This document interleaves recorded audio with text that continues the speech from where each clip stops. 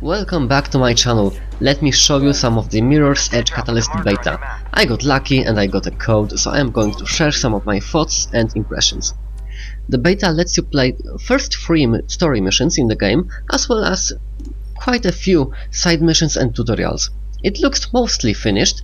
There are only a few minor visual bugs here and there, some odd physics here and there, but this is nothing major.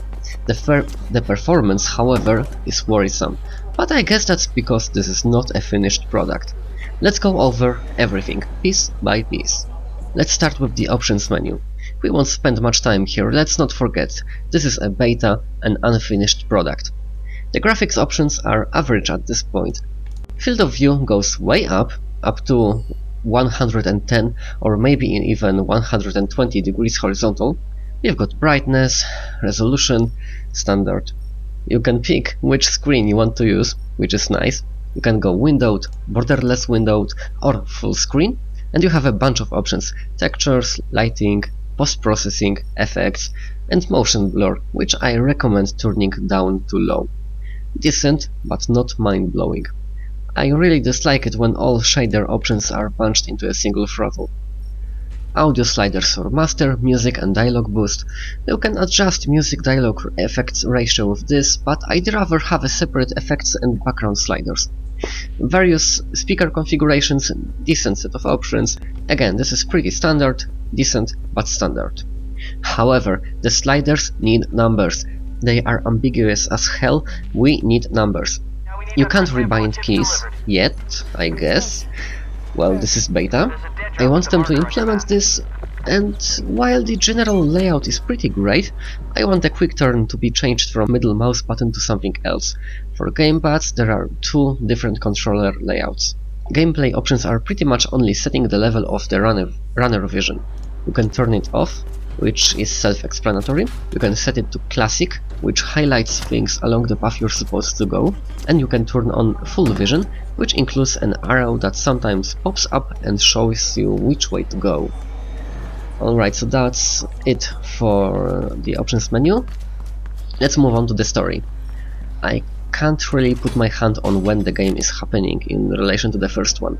Too much has changed for it to be close in the timeline, as in, well, Kruger-Sec is an evolution of the security company from the first game, I guess. There's a lot of augmented reality. Faith spent 2 years in prison, and she's involved in some other group of runners. Maybe 3 years have passed, or more, I am not sure, I just don't know. The story seems interesting at the start. The whole Dead to Dogen plot, Kruger, the Kingdom Project, this whole division of society into Brave New World like working class and poor outcasts in a separate area, I guess it's like a ghetto. Well, the characters are so-so. Noah looks like an old Nathan Fillion. Faith is, well, Faith. Icarus is an asshole, and Gabriel Kruger is a typical evil CEO, and by the way, he looks very much like the CEO of Electronic Arts. What worries me is that after completing this demo / beta, I got a 28% story completion. This is really worrying. The game could have a really short campaign. Why is it so short with so many plot points? I have no idea. I hope it's longer, because that would make the game last around 11 or 12 missions, which is more than the original, but the missions at the start are shorter than the ones in the original game. I sincerely hope the game won't rely on the open world to carry it and to make it stay on one's shelf. Another important thing in Mirror's Edge are the graphics. As I've mentioned before, the field of view is pretty wide, up to, I think it's 120 degrees, and DICE has successfully kept the beautiful, minimalistic aesthetic of the first game. The city looks even better now. The streets and the sky is filled with activity, there are details everywhere, giant billboards, glass and all the typical elements of a near-future high-tech city. It's not the best looking game out there, but it's very high up the list, thanks to the aesthetic. And because of this aesthetic, the game doesn't look all that different from the first one.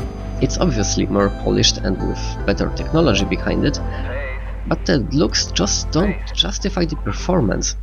Funny thing is, after dropping visual settings to minimum and playing the game in a small window, the game didn't look all that worse, but it also didn't improve performance anywhere enough as much as it should.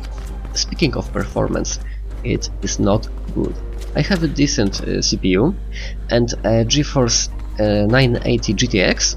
At the start of the game I was getting around 25 frames per second. In the open world I get around 30, at most 45.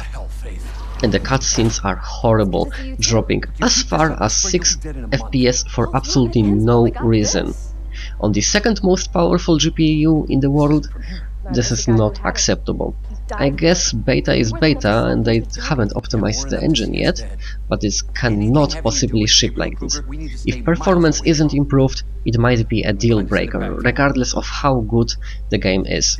The system requirements are out of this world, especially for CPU. 4 cores and 4 GHz clock? Really? What for? Textures keep loading too late and sometimes they load only the lowest resolution version.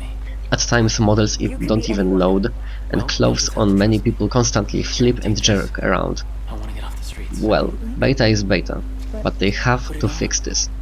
Loading times are very long, especially when launching the game. It might take over a minute for you to get in. The game still has some bugs. You can fall through the floor, physics can go crazy, audio logs can suddenly start playing, but well, all this can be fixed. On a positive note, however, the frame rate is either uncapped or capped really high. After dropping to very low resolution and minimum settings, I achieved over 70 frames per second. This is not much, but the point is, you can go past 60, which bodes very well. At least the game isn't capped at 30 FPS like some other EA titles that shall remain unmentioned. Alright, enough of this, let's move on to the core gameplay, which thankfully is very much like the original. Movement is just like the first one, the soul of Mirror's Edge was kept intact. Controlling your character is as smooth as it gets, Faith is responsive and doesn't do stupid shit, well, sometimes. Falling down causes you to take a step forward, which has killed me several times. If you want to get a feel of this game, just play the first one. The movement and core gameplay loop is essentially the same, it's only improved, and that's great news. DICE didn't change things to broaden the audience or any crap like that. They took what made the first game a good one and built upon it. There are minor differences, at least in my memory, because it seems easier to do some moves like rolling after a jump, while it's harder to do some others like wall run into jumping over obstacle, but that might just be me. Combat is a little more advanced. You can do various combos, but only a little more advanced. You can punch, you can kick, you can sidestep, which wasn't in the first game, and momentum is important, but I doubt it's calculated based on your speed, more like it's a set value when you perform a certain action, which explains why you get very small teleportation and instant acceleration during advanced attacks. Enemies can stumble into each other, you can stumble them into each other, and this is a pretty good idea to kick them in the side of their heads because they just go to the side and hit someone else or fall off the roof, etc, etc. By the way, you kill a lot of people in this game. Your life at the bottom left is regenerating automatically, but it's only for combat. Screwing up moves and falling down won't hurt you, which is odd enough. And this is a minor complaint from some people, but gunplay is completely missing. But in my opinion it won't be missed, it was unnecessary, it was forced, I think. They thought that because Mirror's Edge is an FPS game, it had to have a shooting component. I'm glad they got rid of this. Another thing, by the way, cutscenes are unskippable. Fuck that with all your might. You also can't stop the game during cutscenes, you can't do anything. Sometimes you end up repeating them and you have to watch them over and over again, and it's annoying. It's simply annoying. Another thing is, there are instant failure states. This is especially annoying during repeated tutorials. However, the missions themselves are very much like they were in the original game. You go somewhere, you have a more or less a linear path through which you have to get through. There were 3 missions like that in the beta, and they really invoked the memories of the first game, especially the first and the second levels of the first game. And like in every modern AAA game, we've got progression and levels. There's a skill tree, but besides combat branch there isn't much point to it. It's all boring, just upgrades of existing abilities unlocked from the start. It doesn't serve a role other than just being a mandatory progression treadmill. The problem I have with it is that an essential skill, role, is locked at the start. Fortunately, it is the very second upgrade you can pick, after being forced by a tutorial to pick another. So you should unlock it within 30 minutes of gameplay or so, or even faster if you don't dick around like I have. Another useful skill, Quick Turn, is also locked. This is less irritating, as you can just swing your mousepad very fast, but hey, this is not good. Still, the problem goes away very quickly.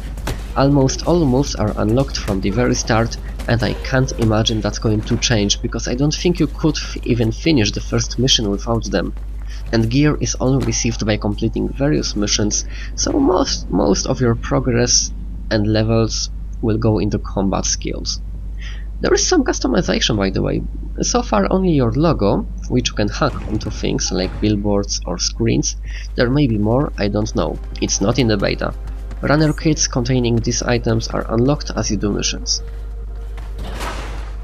Another change is that in the first game the interface was almost non-existent. Here there are some elements that stay or go. Having a heads-up display is explained by putting on a special contact lens, which you, by the way, put on with dirty hands. You don't put on contact lenses with dirty hands, you will get an eye infection. Anyway, HUD is there, but most of the elements are temporary.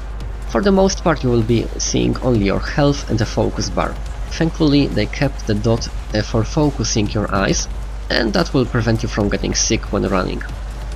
Besides mission texts and blobs, the interface is limited to health bars in bottom left, focus bar next to them, which is a combat shield to mitigate damage and avoid bullets.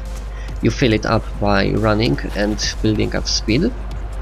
Sometimes a blue health bar, which appears above enemies, a minimap when you are being chased by Krugersec, and waypoints. The ghost from the first mission is there only for tutorial purposes and doesn't appear outside of tutorial missions. Sometimes a blue ghost will appear and echo, but that's an augmented reality element. It has background to it, like a trace or someone you're tracking. Well, there is narrative to it, let me say that. There's also a circle that shows where enemies are around you, but that only appears during combat. The red arrow, which many people complained about, can be summoned manually. It doesn't happen automatically outside of full runner vision. If you have the runner vision set to classic, it will never appear on its own. So that's a very good thing, because it was mildly frustrating. In the open world, elements are highlighted red only in the direction you are supposed to go, so it kind of looks like a directional guide on its own. Anyway, sooner or later we had to talk about the elephant in the room. The open world, obviously a big part of the game, the biggest change in comparison to the first one. It's very Ubisoft-like, littered with collectibles and activities, but that doesn't mean it's bad. Surprisingly, it doesn't hinder the game at all. Fortunately, you don't have to climb radio towers to explore the map. Collectibles include documents, hidden bugs like in the first game, audio logs, game-ish grid leaks, I believe, which are basically floating orbs you can collect, and customization items which are unlocked by gathering collectibles and doing missions. Audio logs. Well, I like audio logs. It's a very convenient way to tell a backstory and lore. It's gamey as fuck and possibly lazy, but that doesn't bother me, it's a matter of preference. Still, they need subtitles. You can read the audio logs in the pause menu, but I want to do so on the run, and you can, but without subtitles or a progress bar, so you will probably end up standing still, not wanting to miss a word, but that's only a minor complaint. Anyway, there are numerous side missions and activities centered around, well, timed runs and deliveries. Well, what were you expecting? Running is the point of the game. You can also take down Kruger sects, scanning towers, steal some stuff, hack billboards, do timed runs to compete on a global leaderboard. And let me tell you, people are already going hard on those leaderboards.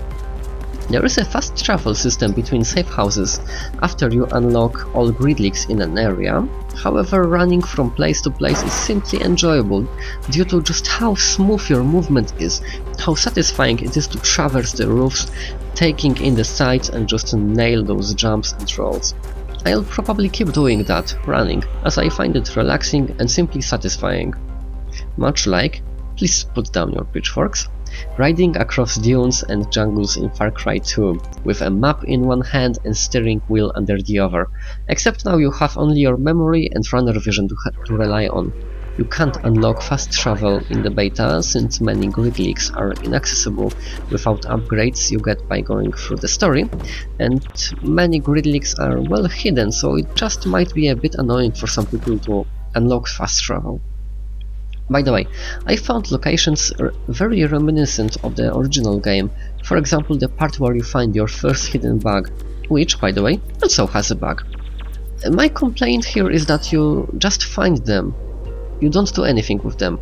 The open world gives you a chance to do something with this collectible. You could deliver it, drop it off, I don't know, loot it, anything.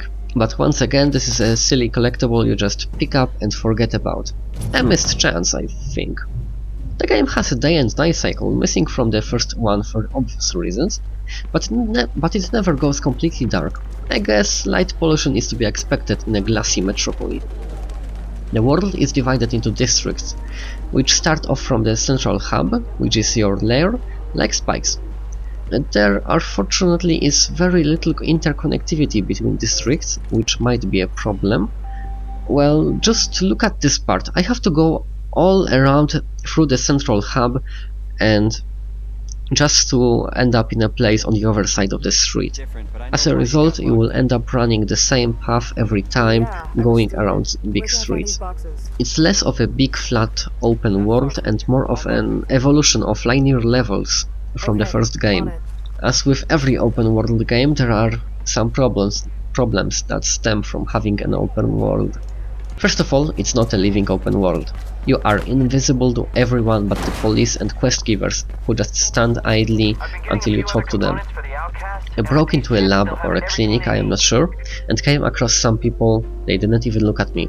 Some other time I came across a construction crew who wasn't even moving. They didn't even as much as bat an eye towards me. That has to be fixed or changed, I don't know. Or otherwise you will end up with a silly farce like Bioshock Infinite, pretending to have a living world, except nowhere near as good at pretending it is not a farce.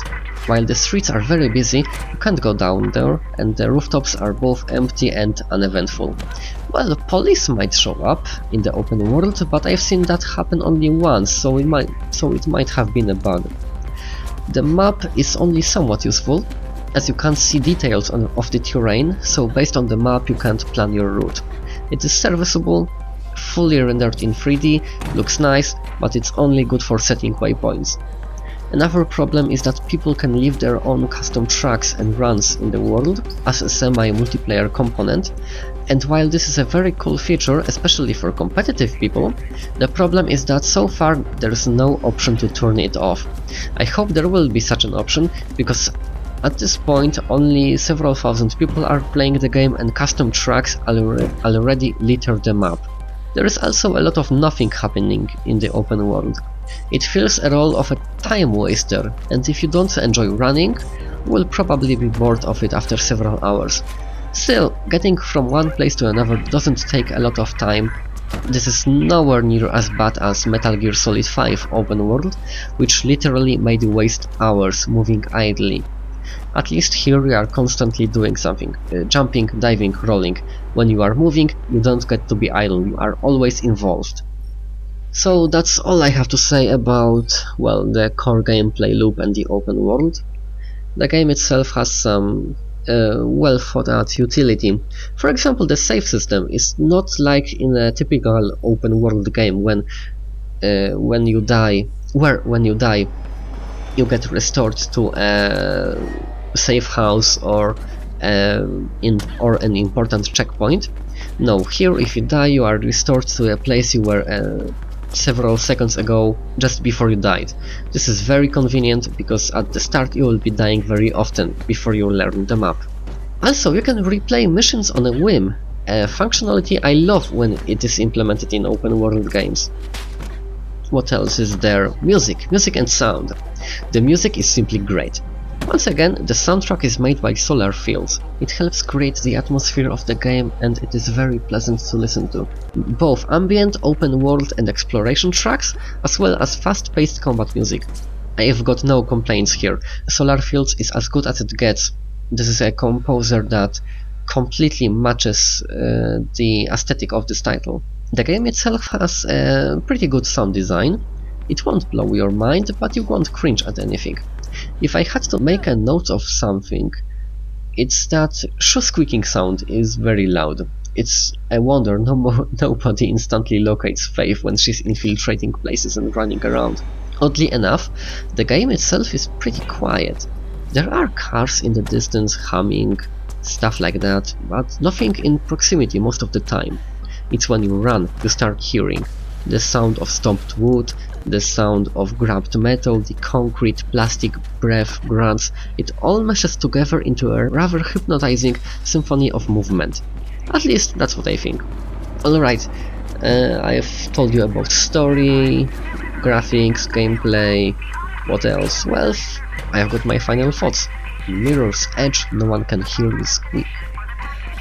Alright, as long as the storyline doesn't whiff like the first one, Mirror's Edge Catalyst looks to be a good, worthwhile game, as long as you enjoy this type of gameplay. If you don't know if you will enjoy this, just play the first one. It's dirty cheap. DICE managed to keep the soul and the looks of the first game. The core mechanics are unchanged, only improved. It has a decent open world which doesn't hinder the game, and many people want it in the first game. It is not dumbed down, it doesn't get old very quickly, there are many different things to do in the open world, and learning routes and figuring out faster paths is as fun as it ever was in the first game. Except there's much more space to do it, there are many more paths to figure out. It looks great, it sounds good, forced progression treadmill doesn't hinder the game too much and stops hindering the game very quickly. I am simply excited for this title, I'm excited as hell! I've really missed Mirror's Edge and now it seems we are getting a worthy successor. I was very worried when they announced that they will be making another one, but now I am not as pessimistic as I was before. As long as they fix the abysmal performance and don't whiff on the story, this is going to be a worthwhile title. It will be a great game, which I will enjoy playing. And before you buy it, if you buy it, just to make sure they have fixed the performance first, because right now it's a deal breaker. Anyway, that's all I had to say, so see ya, and I have no idea if and when I will return.